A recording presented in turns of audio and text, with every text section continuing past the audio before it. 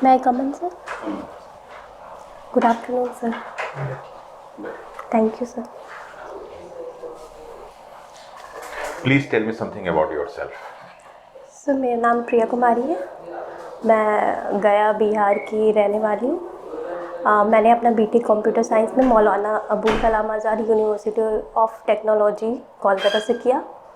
उसके बाद मैं पिछले 4 साल से टीसीएस में काम कर रही हूँ एज अ सिस्टम इंजीनियर। यहाँ कहाँ पे, किस डिस्ट्रिक्ट, किस शहर में? कोलकाता में। कोलकाता में। यस। ओके। तो आपका जॉब प्रोफाइल तो मैं एजुकेशनल क्वालिफिकेशन देखा तो मुझे लगता है कि काफ़ी अच्छा होगा। Yes sir. अच्छी सैलरी भी आपकी होगी। यस सर, ठीक ठाक है। तो फिर आप प्रशासन में क्यों आना चाहती? सर मेरा जॉब में मेरा बीटेक करने का पर्सपेक्टिव ये था कि मैं टेक्नोलॉजी को थोड़ा समझना चाहती थी, उसकी पोटेंशियल को समझ के, और फिर मैं उसका उपयोग सिविल सर्विस में करना चाहती हूँ। और उसी दौरान मेरा नौकरी लग गया तो मैं वो भी करने लगी साथ साथ में। तो इसका कैसे उपयोग करेंगे टेक्नोलॉजी का आज के डेट में? अगर हम वीमेन के बोलें, वीमेन एम्पावरमेंट के लिए आपके टेक्नोलॉजी आप कैसे यूज़ करेंगे? हाउ? सर मैं अवेयरनेस फैलाऊंगी टेक्नोलॉजी के थ्रू, जैसे कि टेली एजुकेशन हो गया, या फिर अगर कहीं पे इंटरनेट का एक्सेस नहीं है तो मैं वहाँ पे ग्राम पंचायत में एक वीडियो कॉल टाइप ऑफ कुछ करके और महिलाओं के एकत्रित करके उनको अवेयर करना चाहूँगी कि फाइनेंशियल इंडिपेंडेंट, खुद का डिसीज़न लेना ये कितना ज़रूरी होता है एक महिला के लिए, ताकि वो और भी महिलाओं को प्रेरित कर सके और हम लोग इक्वालिटी की ओर बढ़ सके। तो ये तो ऑलरेडी सरकार कर रही है इस समय। यस सर, कर रही है। इसको और कैसे प्रभावी कर सकती हैं आप? सर सरकार अभी उस लेवल पे नहीं कर पा रही है, और ज़्यादा इसमें हम लोगों को ज़रूरत है और ज़्यादा इसकी ओर कदम बढ़ाने की और ज़्यादा अवेयरनेस फैलाने की ज़रूरत है। तो फिर आपने मेंस में एंथ्रोपोलॉजी क्यों ले लिया? सर मैं कल्चर और सोसाइटी को समझना चाहती थी, इसीलिए मैंने इसका चयन किया। अच्छा, इसलिए आपने लिया। अच्छा, एक कॉन्सेप्ट काफ़ी फैला हुआ था कल्चर को लेके, ठीक?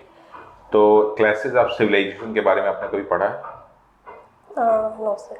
ये किसने कॉन्सेप्ट दिया था? नो सर, अभी मैं याद नहीं कर पा रही। नहीं। अच्छा, कल्चर को लेके आप कहीं वर्ड में पाती हैं कि आपस में कॉन्फ्लिक्ट है? यस सर, इंडिया में ही है। अगर मेती और अभी जो रिसेंट इशू हुआ मणिपुर में, मेती और कुकी नागा के बीच में। क्या था, क्या इशू क्या है वो? सर वो इशू तो बहुत पहले से ही है, लेकिन अगर फ़िलहाल का जो इशू अगर मैं बोलूँ तो उसका पहला कारण ये था कि मेती जो है वो अपना डिमांड चाहती है एसटी में। अभी वो ओबीसी और एससी है, लेकिन वो एसटी में अपना डिमांड चाहती है, क्योंकि उनका उनका कथन ये है कि जो कुकी और नागा है वो अपना ज़मीन वैली में खरीद रहे हैं, जो कि सिर्फ 10% है। लेकिन वो मेटी जो है, क्योंकि वो एसटी नहीं है, तो वो अपना ज़मीन माउंटेन पे नहीं, हिल्स पे नहीं खरीद सकते, जिससे उनका ज़मीन और छोटा होते जा रहा है। तो एसटी का स्टेटस पाके वो हर जगह ही एक्सेस हो जाएगी ज़मीन खरीदने के लिए, पहला कारण। तो हाई कोर्ट जो है, मणिपुर हाई कोर्ट ने, उन्होंने बोला था कि गवर्नमेंट को बोला था कि आप इसके बारे में सोचिए। तो ये एक मुख्य कारण है। दूसरा मुख्य कारण ये है कि सर इलीगल जो कंस्ट्रक्शन हो रहे हैं हिल्स पे, उसको सरकार ने थोड़ा हटाने का प्रयास किया था। वो भी एक रीज़न है जिससे नागा जो है, नागा और कुकी वो खुश नहीं थे सरकार के इस निर्णय से। होमोसेपियंस के अलावा और कौन कौन से ह्यूमन स्पीसीज दुनिया में पाए गए हैं अब तक? होमोसेपियन के अलावा सर नियांडर क्या इसका पूरा नाम? सर होमो नियांडर। सर मैं भी या नियांडर और नोमैड नोमैडिक सर मैं याद नहीं कर पा रही हूँ। अच्छा, निएंडरथाल और होमोसेपियंस के बीच में जो प्रमुख अंतर थे वो क्या क्या है? सर स्कल का शेप दोनों का अलग अलग था, और जो जॉ का कंस्ट्रक्शन होता है वो भी अलग पाया गया। और सर अभी मैं याद नहीं कर पा रही हूँ। अभी हम लोग स्पेस की तरफ बहुत ज़्यादा रुख कर बैठे हैं, ठीक है? और मानव के अलावा भी या इस दुनिया के अलावा भी लाइफ फॉर्म्स और भी जगह पे होंगी, ये साइंटिस्ट का मानना है। As a student of anthropology, अगर आप चाहती हैं, मतलब कभी अगर ह्यूमन का कांटेक्ट हो एलियंस से, तो आप ऐसे कौन से मेथड्स बताना चाहेंगे साइंटिस्ट को जिसके माध्यम से जो एलियंस है, जो हमारे भाषा से अनभिज्ञ हैं, वो हमारे कल्चर को, हमारे एग्जिस्टेंस को, हमारे अचीवमेंट्स को, हमारे फेल्यूर्स को आसानी से समझ सके? सर पहला मेथड है कि सर्वे अगर हो एलियंस का, उनका कल्चर, अगर हम लोग, जैसे एक मेथड होता है इमिक एंथ्रोपोलॉजिकल रिसर्च, उसके थ्रू हम लोग कल्चर के अंदर जाके उनके अकॉर्डिंग जो भी उनका way of thinking, way of living है, हम लोग उसको स्टडी करते हैं। तो ये एक मेथड हम लोग यूज़ कर, इमिक एंथ्रोपोलॉजिकल रिसर्च मेथड हम लोग यूज़ करके और उनके कल्चर को समझ सकते हैं। और दूसरा सर इटिक एंथ्रोपोलॉजिकल रिसर्च होता है, जिसके थ्रू हम लोग कल्चर के आउटसाइड रह के ही स्टडी करते हैं कि यूनिवर्सल वे में। रिसर्च मेथोडोलॉजी में आप कम से कम 3 मेथोडोलॉजी का तरीका बता सकते हैं रिसर्च के लिए? यस सर, क्वेश्चन आंसरिंग एक तरीका है, दूसरा सर्वे है, और तीसरा है डायरेक्ट उनके कल्चर में जाके और उनके व्यवहार, उनसे बातचीत किया जाए। Yes, interview. आपसे एक प्रश्न, लास्ट प्रश्न, आपके सब्जेक्ट से रिलेटेड, इनफैक्ट आपके सब्जेक्ट से रिलेटेड, करंट से रिलेटेड, और सिंस आप एक अधिकारी बनने वाली हैं जिसमें कि आप इन सारी चीज़ों की जानकारी को शायद आप और अच्छे से यूज़ कर सकें। कल एक रिपोर्ट आई है, human hunger index, global hunger index, जिसमें अमूमन माना जा रहा है कि भारत की रैंक अच्छी नहीं है ना, 111वीं रैंक आई है। तो as a student of anthropology, आप किस तरीके से, आपके हाथ में जब पावर आएगा तो आप इस स्थिति को सुधारने के लिए कार्य करेंगे? सर मैं सबसे पहले जो फूड का वेस्टेज होता है, जो हमारा फूड स्टोरेज में रह के ही क्योंकि उसका अच्छे से कंट्रोल, पेस्ट कंट्रोल और इन्वायरमेंट हम लोग नहीं प्रोवाइड कर सकते, जिससे वो वेस्ट हो जाता है, मैं सबसे पहले वो कंट्रोल करना चाहूँगी ताकि वो वेस्टेज बचे और वो मैं डिस्ट्रीब्यूट कर सकूँ लोगों में। दूसरा सर, मैं अवेयरनेस फैलाना चाहूँगी न्यूट्रिशन का, क्योंकि हम खाना तो खाते हैं लेकिन किस अमाउंट में क्या खाना चाहिए, ये अभी लोग इसके बारे में अवेयर नहीं है। तो मैं वो करना चाहूँगी। जिस लोग खाना तो खाते हैं लेकिन न्यूट्रिशन नहीं मिल पाता है, इसके लिए एक प्रॉपर टर्म है, कुछ कहा जाता है क्या इसको? माल न्यूट्रिशन। और सर मिलेट का जो अभी 2023 में रिकॉग्नाइज भी हुआ है, मिलेट ऑफ द ईयर, तो मैं मिलेट का भी वो एक अच्छा सोर्स है न्यूट्रिशन का, तो मैं वो लोगों में उसकी जागरूकता फैलाना चाहूँगी कि आप इसका सेवन करें। और सर इंफ्रास्ट्रक्चर बेटर करूँगी ताकि जो फूड है वो सारे जगह पे रिसोर्सेज अच्छे से डिस्ट्रीब्यूट हो सके। और सर मैं भी इसमें आईटी का इस्तेमाल आप कैसे करेंगे इस पूरे प्रकरण में? जितने चीज़ों को, जितने स्टेप्स आपने बताए, उस स्टेप में आप आईटी सेक्टर के नॉलेज को कैसे यूज करेंगे? सारा डाटा कलेक्ट करके उसका एनालिसिस करके कि कौन चीज़ किसको ज़रूरत है, वो जिसका प्रेफरेंस और नीड के अकॉर्डिंग अपना रिसोर्सेज प्रोवाइड करूँगी। इसी माल न्यूट्रिशन के संदर्भ में अमर्त्य सेन बार बार एक टर्म की चर्चा करते हैं, मार्केट फेलियर। क्या होता है, सुना है आपने? सर मैंने सुना नहीं इसके। अच्छा, आप कंप्यूटर साइंस आपका बैकग्राउंड है, तो tell me something about your job profile. Sir मैं अभी what exactly you are doing at TCS? Okay sir मैं अभी टीसीएस में इंश्योरेंस प्रोजेक्ट पे काम कर रही हूँ।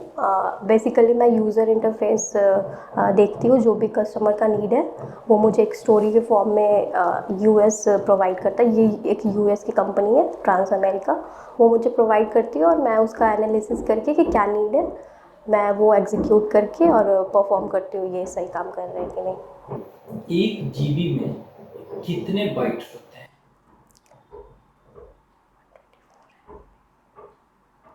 Sir 124 × 124 bytes. एक बार फिर से एक बार उसको रिव्यू कीजिएगा अपने आंसर को। ओके सर 1 GB में 124 MB तो होते हैं और 1 MB में 1024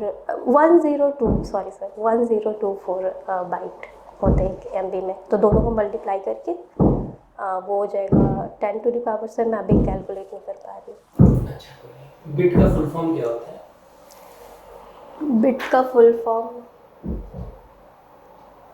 हाँ सॉरी सर, मैं डिजिटल करेंसी को फ्यूचर की करेंसी कहा जा रहा है, ये आपको लगता है कि इसको प्रमोट करना इंडियन कॉन्टेक्स्ट में बहुत फ्रूटफुल होगा? सर ये एक डिस्पैरिटी तो पैदा करेंगे अर्बन और रूरल के बीच में, जिसके पास इंटरनेट का एक्सेस है और जिसके पास नहीं है, तो ये तो एक डिस्पैरिटी का कारण है।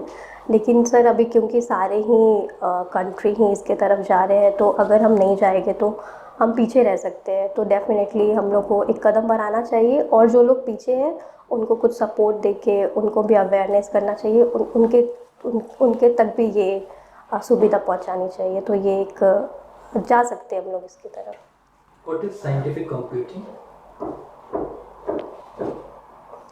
Sorry sir. सर ये बताइए, आपने हॉबीज में लिखा है kitchen gardening and exercise. Yes sir. What is this kitchen gardening? Sir kitchen gardening में हम लोग तो बहुत हाई लेवल पे, बहुत ज़्यादा एरिया पे ना करके बहुत छोटे ही, जैसे टेरेस पे हो गया या अपने घर के बाहर हो गया, छोटे से एरिया पे सब्जी और साग वगैरह उगाते अभी ये अक्टूबर का महीना चल रहा है, हैं। यस। इसमें कौन कौन से सब्जी लग सकते हैं? आपने लगाया है कुछ? यस सर, मैं एक सेकेंड सर, अभी मैं पत्ता गोभी लगा सकती हूँ और मेथी लगा सकती हूँ। हाँ। और कहाँ करती हैं किचन गार्डनिंग, आप कहाँ करती हैं? सर छत के ऊपर छत करती के हूँ। ऊपर? यस। तो कुछ लगा रखा है आपने? हाँ, ये कैबेज और मेथी लगा सकता और अभी मैं साग भी लगाया है अभी, और मैं याद नहीं कर पा रही हूँ। तो घर है आपका? यस। तो याद नहीं आ रहा। yes. अच्छा, एक्सरसाइज भी आपने लिखा हॉबीज में? Yes. ये क्या है, क्या करती हैं एक्सरसाइज में? एक्सरसाइज में सर मैं कार्डियो ज़्यादा करती हूँ। उसमें कार्डियो में क्या क्या करती हैं आप? जंपिंग जैक्स करती हूँ। घर पे ही? यस सर, घर पे। ओके। और थोड़ा बहुत वेट लिफ्टिंग भी करती हूँ और पुलअप पुशअप ये सब कर लेती हैं? Yes sir. कितने पुलअप लगा लेती हैं? सर 15 लगा लेती हूँ एक बार में? एक बार में नहीं, ब्रेक लेके। और पुशअप 15-20 एक बार में कर लेती हूँ। चलिए, एक लास्ट प्रश्न मेरे तरफ से सर के क्वेश्चन पे जैसा बढ़ाते हुए, मुझे भी गार्डनिंग की इच्छा होती है लेकिन कोई गाइड करने वाला नहीं है। अभी सर्दी का समय आने वाली है, तो वो गाजर उगाने का मन है। गाजर को कैसे प्लांट किया जाता है कि गाजर उग जाए मेरे घर में ढेर सारे? सर सबसे पहले इसके लिए आपको मिट्टी की ज़रूरत पड़ेगी। अगर मिट्टी बहुत ज़्यादा चिकनी है तो आपको उसके साथ सैंड भी ऐड करना पड़ेगा। और सर कोकोपीट, क्योंकि पानी आप बार बार डालना पॉसिबल नहीं होता, तो कोकोपीट ऐड करके वो पानी को है जो रिटेंशन बढ़ा सकता है। और सर बोन मिल यूज़ करते हैं ताकि मिट्टी का पैदावार, मैं ऑर्गेनिक फार्मिंग करती हूँ तो बोन मिल। और सर जैसे कभी कभी काऊ डंक और जो भी वेजिटेबल मैन्योर है वो सारा यूज़ करके, हाँ मिट्टी तैयार हो गई। उसके बाद सर आप सीड लेके आएंगे गाजर का और उसको सो करेंगे। उसके कुछ दिन बाद जब वो जर्मिनेट होगा तो आप उसको बड़े से किसी दोबारा किसी बड़े से हाँ ठीक। चलिए एक आपसे मैं लास्ट क्वेश्चन पूछ लेता हूँ। अभी हंगर इंडेक्स पे आपने बहुत सारी चीज़ें बताई, यस। तो ये बताइए कि हंगर इंडेक्स में इंडिया का पोजीशन क्या है अभी? सर 107 है, 107। Very good. ये बताइए कि इसमें इसके कंपोनेंट मेन क्या क्या है? सर कंपोनेंट मैं गैस करना चाहूँगी। अच्छा ठीक है। सर न्यूट्रिशन एक कंपोनेंट हो सकता है। ओके। और सर एक्सेस टू फूड ये दूसरा कंपोनेंट हो सकता है। इनकम भी इसको आपने देखा नहीं? सर मैंने देखा। इसके बारे में आपको जानकारी नहीं है सर। चलिए कोई बात नहीं। अब थोड़ा सा हम लोग इंटरनेशनल इश्यूज पे एक छोटा सा बात कर लेते हैं, ठीक है? आप कंफर्टेबल होंगे आंसर देने में? यस। चलिए हम थोड़ा सा बात कर लेते हैं कि अभी कुछ दिन पहले श्रीलंका में जो इकोनॉमिक क्राइसिस आ गई थी, ठीक है, तो उसके कुछ कारण आप जानती हैं? यस क्या कारण थे? सर, पहला तो है कि वो ऑर्गेनिक फार्मिंग के तरफ एक ही बार में कदम उठाए, जबकि ये एक ग्रेजुअल प्रोसेस है, तो आप अचानक से ऑर्गेनिक फार्मिंग की तरफ नहीं जा सकते। सर, दूसरा है कि चाइना से उन्होंने लोन लिया था, जो कि उनको लगा था एक फ्रूटफुल कदम होगा, जो भी वहाँ पे इंफ्रास्ट्रक्चर हुए जिससे देश में विकास होगा, लेकिन ऐसा नहीं हुआ। और सर तीसरा कारण है क्योंकि कोविड चल रहा था उस टाइम, तो वो मेनली जो श्रीलंका का इकोनॉमी है वो टूरिस्ट बेस्ड है, बट कोविड के समय लॉकडाउन के वजह से कोई भी वहाँ पे टूरिस्ट नहीं आ पाए, जिससे भी उनको इनकम नहीं हो पाई। और सर चौथा कारण, वहाँ पे एक बॉम्ब ब्लास्टिंग भी हुई थी, सर मुझे ईयर नहीं याद आ रहा, लेकिन रिसेंट ही हुई थी, जिसकी वजह से भी टूरिस्ट अनअट्रैक्टेड थे वहाँ से। रशिया यूक्रेन वॉर का भी कुछ असर था इसमें? नहीं सर, उसके बाद रसिया यूक्रेन वॉर हुआ था, इस इकोनॉमिक क्राइसिस के बाद। अच्छा, आप गया से बिलोंग करती हैं? Yes sir. पढ़ाई लिखाई पे गया में हुई कि बाहर कहीं? गया में हुई, उसके बाद जब मैं इंजीनियरिंग करी तो मैं कोलकाता बाहर से। चली गई, ठीक। तो अगर कोई बाहर से कोई व्यक्ति आता है और आपको गया के 4 जगहों को उसको घुमाना है, तो कहाँ कहाँ लेके जाएंगी आप? सर, मैं उसको विष्णुपद टेम्पल लेके जाऊंगी, ओके। अगर वो सेक्युलर हुआ, और इफ़ नॉट तो हिंदू हुआ तो मैं उसको विष्णुपद टेम्पल लेके जाऊंगी। और सर मंगलागौरी भी एक बहुत फेमस वहाँ का पीठ माना जाता है, वहाँ लेके जाऊंगी, बोध गया। और गया जी डैम जो अभी रिसेंट बना है वो भी मैं उनको दिखाना चाहूँगी। Okay, thank you, nice meeting, thank you. Best of luck. Have a nice day. Thank you.